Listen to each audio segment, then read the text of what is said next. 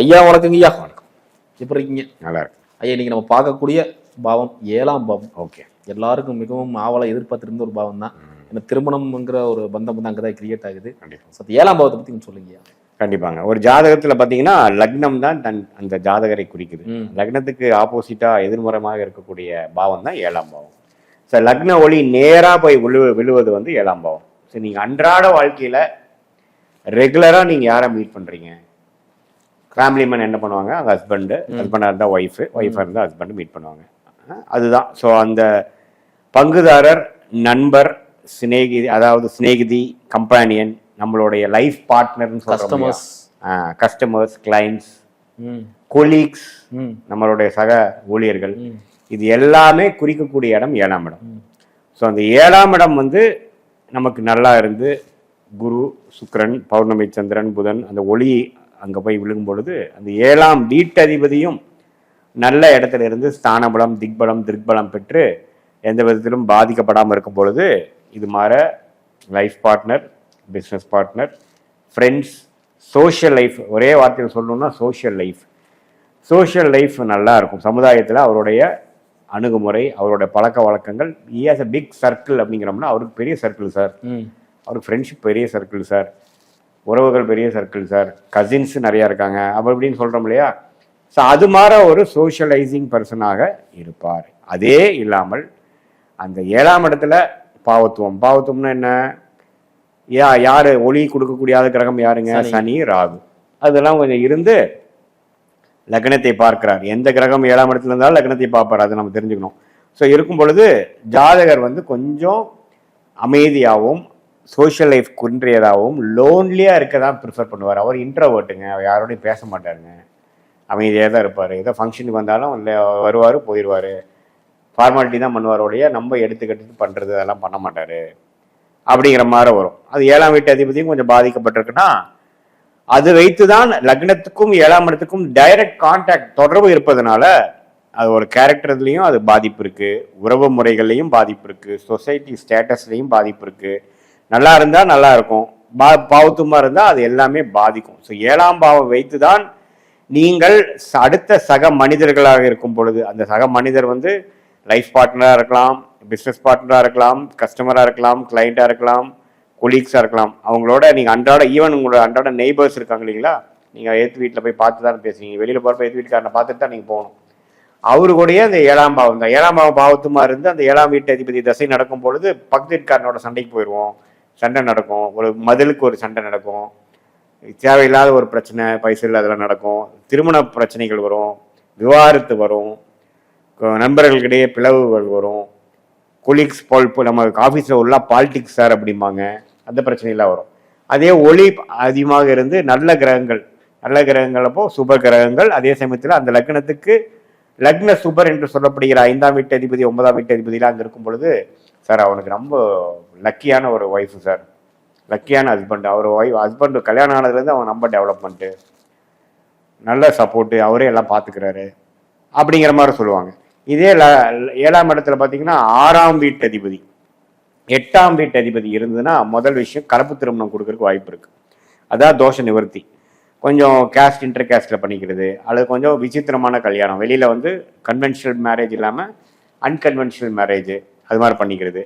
அதுக்கப்புறம் என்ன ஆகுதுன்னா, அப்படி இல்லை நார்மலான ஒரு மேரேஜ் தான் பண்ணிக்கிட்டாங்கன்னா அந்த வந்த ஸ்பவுஸ் பார்த்தீங்கன்னா மனைவியாக இருந்தால் கணவன், கணவனாக இருந்தால் மனைவி, நல்ல ஒரு சப்போர்ட்டிவான இவங்களுக்கு இணக்கமாக போகிறவங்களாம் இருக்க மாட்டாங்க. அதான் லக்ன சூப்பராக இருக்கணுங்கிறது. ஸோ 6, 8ங்கிறப்போ எப்பவுமே நம்ம சொல்கிறது ஒன்று சார், அவர் செய்கிறது ஒன்று, ஒரு கனெக்டே இல்லை எங்களுக்கு அப்படிங்கிற மாதிரி இருக்கும். ஸோ அதுதான் 7ஆம் பாவம். 7ஆம் பாவத்தில் என்ன கிரகங்கள் இருக்குது பொறுத்து தான் நீங்கள் வாழும் வாழ்க்கையில் உறவு முறைகள் எப்படி இருக்க போகுதுன்னு நம்ம தெரிஞ்சுக்க போகிறோம். சிறப்புங்கய்யா. இப்போ ஒவ்வொரு கிரகமும் 7ஆம் பாவத்தில் இருந்துச்சுன்னா எந்தெந்த பலன்கள் இருக்கும் அப்படின்னு பார்த்துடலாங்கய்யா. சரி. அதுக்கு முன்னாடி பார்த்தீங்கன்னா சூரியன் 7ஆம் பாவத்தில் இருந்துச்சுன்னா எந்த வித பலன்கள் தருங்க? சூரியன் பார்த்தீங்கன்னா அரை பாவர்னு சொல்லலாம். இப்போ சூரியன் வந்து சனி போல முழு பவராக இல்லாமல் அரை பவராக இருக்கிறார். ஸோ அரை பாவத்துவத்தை கொடுப்பார். ஸோ 7ஆம் இடத்துல சூரியன் இருக்கிறது கொஞ்சம் கல்யாண விஷயத்தில், இணக்கமான விஷயத்தில், அந்த உறவுகள் விஷயத்தில் கொஞ்சம் சிறு சிறு தொந்தரவுகளை கொடுக்கக்கூடிய அமைப்புகள் கட்டாயம் உண்டு. அதையே குரு பார்த்துட்டாரு, அல்லது சுக்கிரனை வந்து அஸ்தங்கம் பண்ணியிருக்கிறாரு சூரியன், ஓரளவுக்கு பௌர்ணமி சந்திரனின் பார்வை சூரியன் மேலே விழுகுது, ஏத்தாப்புல பௌர்ணமி சந்திரனாக சந்திரன் இருக்கார், லக்னத்திலே சந்திரன் இருக்கார், அல்லது 2ஆம் இடத்துல சந்திரன் இருக்கார், அல்லது 12ஆம் இடத்துல சந்திரன் இருக்கார் அப்படின்னா ஓரளவுக்கு நல்ல அமைப்பு. அந்த அந்த பாவத்துவம் கம்மியாகி ஓரளவுக்கு சுபரமால செயல்படுவார். இல்லை சார், பௌர்ணமி சந்திரன் கிடையாது, குரு பார்வை கிடையாது, சுக்கிரனத்தையும் அஸ்தங்கம் பண்ணல, சனி தான் பார்க்குறாரு, சனி 3ஆம் பார்வையாக பார்க்குறாரு அப்படின்னா அந்த சூரியனே பாவத்துவம் ஆயிடும். கரெக்டாக சூரிய தசை நடக்கும் பொழுது 7ஆம் வீடு என்று சொல்லப்படுகிற திருமண விஷயத்தை பாதிக்கும். அவங்க இப்போ பிரிஞ்சு தான் இருக்கிறாங்க, 2 வருஷமாக பிரிஞ்சு தான் இருக்காங்க அப்படிங்கிறதெல்லாம் வந்து அது மாதிரி விஷயங்கள் காட்டக்கூடிய அமைப்புகள் தான். ஸோ சூரியன் வந்து ஓரளவுக்கு ஒளி பொருந்திய சூரியனாக இருக்கும் பொழுது நல்ல பலன்களும், அந்த சூரியனே வந்து பாவத்துவமாக இருக்கிறப்போ தவறான பலன்களும் உறவு முறையில் சூரியன் கொடுப்பார். ஐயா, அடுத்து பார்த்தீங்கன்னா 7ஆம் பாவத்தில் சந்திரன். ஓகே, 7ஆம் வீட்டில் சந்திரன் இருக்கிறது பார்த்தீங்கன்னா நல்ல அமைப்பு தான். அந்த சந்திரனை ஒளி வச்சு பார்க்கணும். அமாவாசைக்கு அருகில் இருக்கக்கூடிய சந்திரனாக இருந்ததுன்னா எகெயின் 7ஆம் வீட்டில் வந்து கொஞ்சம் கலப்பு, சில விஷயங்கள் வந்து நல்லா இல்லாத ஒரு அமைப்பு, அது மாதிரி விஷயங்கள்லாம் இருக்கும். அதையே குரு பார்த்துட்டாருன்னா அது நிவர்த்தி. அதுவே ராகு சந்திரனோட சேர்ந்து 7ஆம் இடத்துல இருக்கும் பொழுது ஒரு குதர்க்கமான திருமணம், வெளியில் நார்மலான ஒரு அமைப்பில் நடக்க திருமணமாக இல்லாமல் குதர்க்கம், அதில் வந்து சில விருப்ப திருமணம், ஜாதி விட்டு ஜாதி பண்ணுறது, அது மாதிரி சில விஷயங்கள் நடக்கும். பட் அதே அவங்களுக்கு யோகமாகவும் இருக்கிறதுக்கு வாய்ப்பு இருக்குது. பட் அந்த மாதிரி அமைப்பை கொடுத்துருவார். அதே மாதிரி அம்மாவுக்கு 7ஆம் இடம் பாவத்துமாக இருக்கும் பொழுது கல்யாணம் ஆனதுக்கப்புறம் அம்மாவுக்கு பிரச்சனை வரும். அம்மாவுக்கும் ஜாதகருக்கும் பிரிஞ்சிருவாங்க. மேபி ஒய்ஃப்னால பிரச்சனையாக வரலாம். ஏன்னா சந்திரன் அம்மாவை குறிக்குது இல்லைங்களா. அம்மா சந்திரன் ராகு கேதுகளோட சம்மந்தப்பட்டு சனியோட சம்மந்தப்பட்டிருக்கும் பொழுது பாவத்துவம் அடையும் பொழுது அந்த சந்திர திசையை நடக்கும் பொழுது கல்யாணம் ஆனதுக்கப்புறம் அம்மாவோட பிரச்சனை ஆகுறது.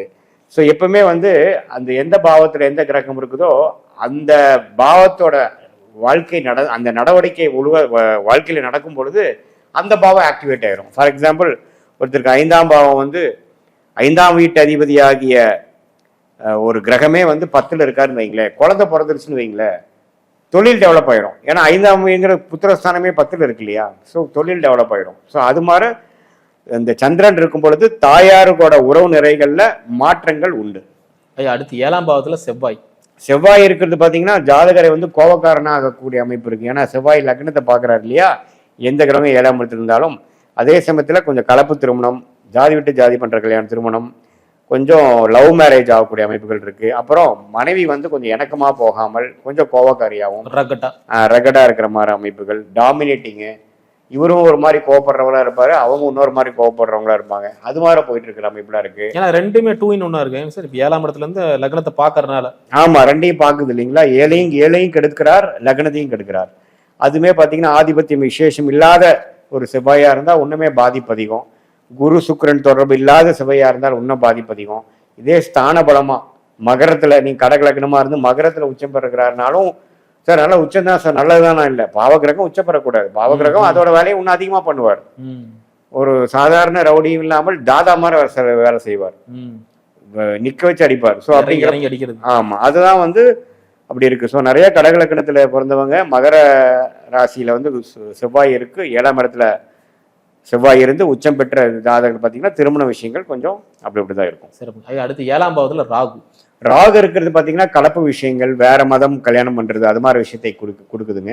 அதே சமயத்துல ராகு திசை நடந்ததுக்கு அப்புறம் அதே சரராசிலையா இருந்தா வெளிநாடு போறது, வெளிமாநிலம் போறது, அது மாதிரி அமைப்புகள் கொடுக்கும். நண்பர்கள் இடையே பார்த்தீங்கன்னா ஒரு நம்மளுடைய ஓன் சர்க்கிள் இல்லாம அவுட் சர்க்கிள்லயே பழகுவாங்க. அது பிற மொழி பேசுறவங்க, ஃபாரின் லேண்ட்ல வந்து கொஞ்சம் ஃபேஸ்புக் ஃப்ரெண்ட்ஸ் வச்சுப்பாங்க, அது பண்ணுவாங்க. எனக்கு என்னடா அந்த லாங்குவேஜ் படிப்பாங்க, என்னன்னா அவங்க எனக்கு ஃப்ரெண்ட்ஸ் இருக்காங்க படிக்காங்க.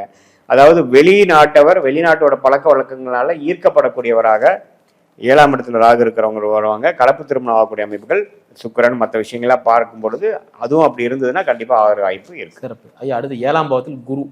7ஆம் பாவத்தில் குரு இருக்கிறது அருமை.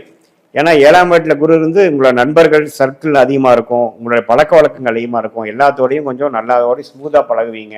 லார்ஜ் உங்க பேர் சொன்னா உங்களை பத்தி சொன்னா எல்லாத்துக்கும் நிறைய பேருக்கு தெரியும் அப்படிங்கிற மாதிரி அமைப்புகள் இருக்கு. பிரச்சனைகள் வந்தாலும் கொஞ்சம் அட்ஜஸ்ட் பண்ணி போய்ப்பீங்க. நல்ல திருமணம், உறவுகளை கல்யாணம் பண்ணிக்கிறது, மாமா பொண்ணு, டிஸ்டன்ட் ரிலேட்டிவ் எல்லாம் கல்யாணம் பண்ணிக்கிறது. 7ஆம் இடம் வந்து திட்பலத்தோட குரு சுக்கிரன் தொடர்பு இருக்கும் பொழுது ஓரளவுக்கு நமக்கு வந்து ஓன் கேஸ்ட் ஓன் கூட்டத்திலேயே எங்களுடைய மாமா பொண்ணு அது மாதிரி கல்யாணம் பண்ணிக்கிட்டோம் அப்படிங்கிற மாதிரி இருக்கும். நல்ல மேன்மையான மனைவியாக இருந்தால் கணவனாக இருந்தால் மனைவி நல்ல இடத்துல கல்யாணம் பண்ணுறது. அதே சமயத்தில் 7ஆம் வீட்டு அந்த 7ஆம் பார்வையாக லக்னத்தையே பார்க்கறதுனால நல்ல குணம், மனசாட்சி வேலை செய்கிற ஜாதகர், பொய் சொல்லாத ஜாதகர், உண்மையாக இருக்கக்கூடிய ஜாதகராக இருக்கும். அதோட கேது சம்மந்தப்பட்டுச்சுன்னா ஞானம் உள்ள ஸ்பிரிச்சுவல் மைண்டடான ஒரு பர்சன், ஸ்பிரிச்சுவல் தாட் ப்ராசஸ் இருக்கிற பர்சனாக இருப்பார். ஸோ குரு 7ஆம் இடத்துல இருக்கிறது ரொம்ப நல்லது. ஐயா அடுத்து 7ஆம் இடத்துல எல்லாம் ஆவலா எதிர்பார்த்திருந்த ஒரு காம்பினேஷன் தான் 7ஆம் இடத்துல சனி. 7ஆம் இடத்துல சனி இருந்ததுன்னா அப்படியே குருவுக்கு நான் என்ன சொன்னேன்னா அப்படியே ஆப்போசிட்டு. சனி 7ஆம் இடத்துல பார்க்கும்போது லக்னத்தையே பார்க்கும் பொழுது கொஞ்சம் வெளிப்படையான நபராக இல்லாமல் அவருக்கு என்ன தேவையோ அதுக்கு தகுந்த மாதிரி அவர் அமைச்சுப்பார். வெளியில் ஒரு முகம் உள்ள ஒரு முகம் அப்படிங்கிற மாதிரி ஒரு காமிக்கிறது. காழ்ப்புணர்ச்சி, ஜெலசி, பொலிட்டிக்கல் மோட்டிவேஷன் அதெல்லாம் கொஞ்சம் கொடுக்கும். அப்புறம் திருமண தடைகளை கொடுக்கும். லேட் மேரேஜ் ஆகிறது, எத்தனை வரன்னு பார்த்தாலும் நமக்கு அமைய மாட்டேங்குது சாருங்கிறது. நிறைய ஃபேமிலியில் பார்த்தீங்கன்னா இந்த 10 பொருத்தம் பார்க்குறது, அது பொருத்தம் பார்க்குறது ரொம்ப லேட் பண்ணிட்டு இருக்கிறவங்களாம் பார்த்தீங்கன்னா அவங்க பையனுக்கோ பொண்ணுக்கோ 7ஆம் இடத்துல சனி இருக்கும். அதனால தான் ராங் டைரக்ஷனில் போய் பார்த்துட்டு இருப்பாங்க. திருமணத்தை ரொம்ப லேட் ஆகும். ஏன்னா கரெக்டாக பார்த்தா சீக்கிரம் முடிஞ்சிடும் இல்லையா? ஸோ அது மாதிரி இருக்கும். அதே சமயத்தில் நம்மளோட கொஞ்சம் ஓல்டான மனைவி, ஒரு 6 மாதம் 5 மாதம் மூத்தவங்களாக இருக்கிறது, அல்லது நம்ம ஏஜ் நெருக்கமாக இருக்கிற மனைவி, அது மாதிரி அமைப்பு. அல்லது கணவனாக இருந்தால் மனைவியாக இருந்தால் கணவர், நம்ம ஏஜ் டிஃப்ரென்ஸ் அதிகமாக இல்லாமல் இருப்பாங்க. அல்லது இப்போ நம்ம கணவர் நம்ம மூத்தவர், மனைவி நம்ம இளையவர் அப்படிங்கிற மாதிரி பொண்ணோட ஜாதகத்தில் சனி இருந்தால் அப்படி இருக்கும். ஸோ சனி முதியோரை கொடுக்கக்கூடியது, டிலே பண்ணக்கூடியது.